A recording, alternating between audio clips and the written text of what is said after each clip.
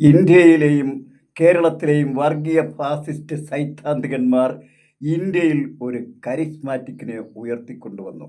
പ്രതിഭാശാലിയായി ദൈവിക പരിവേഷം നൽകി ഒരു മഹാപ്രതിഭയായി മോദിജിയെ അവർ സ്തുതിച്ചു. പണ്ടുകാലത്ത് അന്ധവിശ്വാസികളായ ജനക്കൂട്ടം സൂര്യൻ്റെ മായക്കാഴ്ച കണ്ട് അമ്പരന്നുപോയി. അവർ ആദിത്യൻ, അർക്കൻ, പ്രഭാകരൻ, ദിവാകരൻ അങ്ങനെ അനവധി വിശേഷണങ്ങളോടെ ആയിരക്കണക്കിന് വർഷങ്ങൾ അന്ധവിശ്വാസികൾ സൂര്യാരാധന നടത്തിക്കൊണ്ടേയിരുന്നു. എന്നാൽ സൂര്യൻ ഒരു മായക്കാഴ്ച മാത്രമാണെന്നും സൂര്യൻ യഥാർത്ഥത്തിൽ വിനാശകരമായ ഒരു തീഗോളമാണെന്നും ശാസ്ത്രം കണ്ടുപിടിച്ചപ്പോൾ ജനക്കൂട്ടം സൂര്യാരാധന അവസാനിപ്പിച്ചു. അതുപോലെ മോദിയുടെ കള്ളവോട്ട് വേട്ട രാഹുൽ ഗാന്ധിയും കൂട്ടരും കണ്ടുപിടിച്ചപ്പോൾ ഈ വോട്ടുകൊള്ള ഇവിടെ അവസാനിപ്പിക്കുമോ അതോ അവസാനിക്കുമോ? പ്രിയമുള്ളവരെ, ഇന്ന് ലോകം മുഴുവൻ ചർച്ച ചെയ്യുന്ന ഭീമാകാരമായ ഒരു വിഷയമാണ് ഇന്ത്യയിലെ വോട്ടുകൊള്ള. കാരണം ഈ ലോകത്തിലെ ജനാധിപത്യ രാജ്യങ്ങളിലൊന്നും ഇന്നോളം സംഭവിച്ചിട്ടില്ലാത്ത, ഒരു കാലത്തും സംഭവിക്കാൻ പാടില്ലാത്ത ഒന്നാണ് രാഹുൽ ഗാന്ധി കണ്ടുപിടിച്ച വോട്ടുകൊള്ള എന്നത്. കാരണം ഒരു ലോകത്ത് ജനാധിപത്യം നശിക്കുന്നതിൻ്റെ ഏറ്റവും ഉത്തമ ഉദാഹരണമാണ് നമ്മുടെ ഇന്ത്യയിൽ സംഭവിച്ചിരിക്കുന്നത്. ഇതെന്തുകൊണ്ട് സംഭവിച്ചു എന്ന് ചോദിച്ചാൽ അതിനുത്തരം ഒന്ന് മാത്രമേ ഉള്ളൂ: ഒരു RSSകാരൻ ഇന്ത്യൻ പ്രധാനമന്ത്രിയായി. അതുകൊണ്ട് സംഭവിക്കുന്നു. അന്നു മുതൽ ഇന്ത്യയുടെ ജനാധിപത്യം നശിപ്പിച്ചുകൊണ്ടേയിരിക്കുന്നു അവർ. ഇന്ത്യൻ ഭരണഘടനയിലോ ഇന്ത്യൻ മതേതരത്വത്തിലോ തരിമ്പം വിശ്വാസമില്ലാത്ത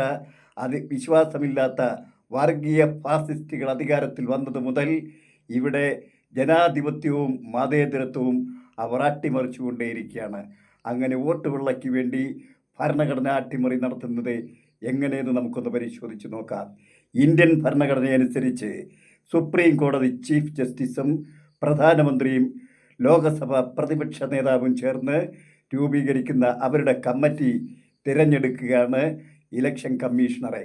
ചീഫ് ഇലക്ഷൻ കമ്മീഷണർ തിരഞ്ഞെടുക്കുന്ന ഈ പാരമ്പര്യം 1947 മുതൽ മോദിജി അധികാരത്തിൽ വരുന്നതുവരെയും അങ്ങനെ ഒരു ഭരണഘടനാ തത്വമാണ് നമ്മളിവിടെ നടപ്പാക്കിക്കൊണ്ടിരുന്നത്.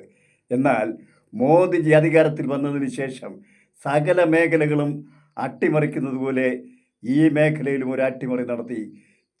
സുപ്രീം കോടതി ചീഫ് ജസ്റ്റിസിനെ ഒഴിവാക്കിക്കൊണ്ട് ആ സ്ഥാനത്ത് കേന്ദ്ര ക്യാബിനറ്റ് മന്ത്രിയെ ഉൾപ്പെടുത്തി. അതായത് പ്രധാനമന്ത്രിയും ക്യാബിനറ്റ് മന്ത്രിയും കൂടി ഇലക്ഷൻ കമ്മീഷണർ തീരുമാനിക്കുകയും ലോകസഭ പ്രതിപക്ഷ നേതാവിനെ നോക്കുകുത്തിയിരിക്കുകയും ചെയ്യാം. അങ്ങനെ ഇവിടെ ഭരണഘടന അട്ടിമറിച്ചുകൊണ്ടാണ് ഇലക്ഷൻ കമ്മീഷണറെ ഇവിടെ നിയമിച്ചത്. എന്തിനു വേണ്ടി? ഈ വോട്ടുകൊള്ളയ്ക്ക് വേണ്ടി.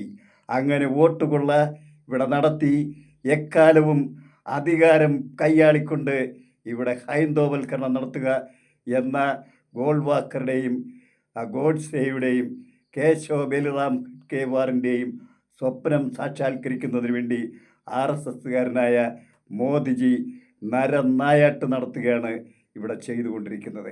ഈ നരനായാട്ട് അവസാനിപ്പിക്കാൻ നമുക്ക് കഴിയുമോ എന്നതാണ് നമ്മുടെ പ്രശ്നം. കാരണം ഭരണവർഗത്തിൻ്റെ സമസ്ത മേഖലയിലും ഇന്ത്യയിലോ 2% പോലും ഇല്ലാത്ത വരേണ്യവർഗങ്ങളെ കുത്തിക്കയറ്റി ഇവിടെ ഇന്ത്യൻ ജനാധിപത്യവും മതേതരത്വവും അട്ടിമറിച്ചുകൊണ്ടേയിരിക്കുന്നു. നമുക്കറിയാം, ഇവിടെ സുപ്രീം കോടതി ചീഫ് ജസ്റ്റിസിനെയും അടുത്ത മറ്റൊരു ജഡ്ജിയെയും കയ്യിലെടുത്ത് വാടകയ്ക്കെടുത്ത് അല്ലെങ്കിൽ വിലക്കെടുത്തുകൊണ്ടാണ് രാമക്ഷേത്രം പണിതത്. അതുപോലെ ഈ ഇന്ത്യയുടെ മതേതരത്വം തകർക്കുന്ന സകല നടപടികളും നടത്തിക്കൊണ്ടിരിക്കുന്ന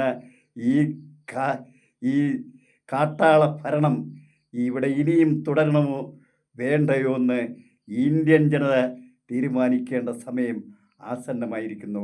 അത് തീരുമാനിക്കണമെന്ന് നിങ്ങളോട് വിനീതമായി അഭ്യർത്ഥിച്ചുകൊണ്ട് ഞാൻ എൻ്റെ എപ്പിസോഡ് ഇവിടെ അവസാനിപ്പിക്കുന്നു. പ്രിയമുള്ളവരെ, എനിക്കൊന്നുകൂടി പറയാനുണ്ട്. നിങ്ങളെൻ്റെ വീഡിയോ ഇഷ്ടപ്പെടുന്നുവെങ്കിൽ തീർച്ചയായും സബ്സ്ക്രൈബ് ചെയ്തും ലൈക്ക് ചെയ്തും ഷെയർ ചെയ്തും അതുപോലെ തന്നെ ഹൈപ്പ് ചെയ്തും എന്നെ സഹായിക്കണമെന്നും ഈ ജനാധിപത്യ പോരാട്ടത്തിൽ ഒരു പങ്കാളിയായി നിൽക്കാൻ എന്നെ അനുവദിക്കണമെന്നും ആവശ്യപ്പെട്ടുകൊണ്ട് ഞാൻ എൻ്റെ വീഡിയോ ഇവിടെ അവസാനിപ്പിക്കുന്നു. Good bye.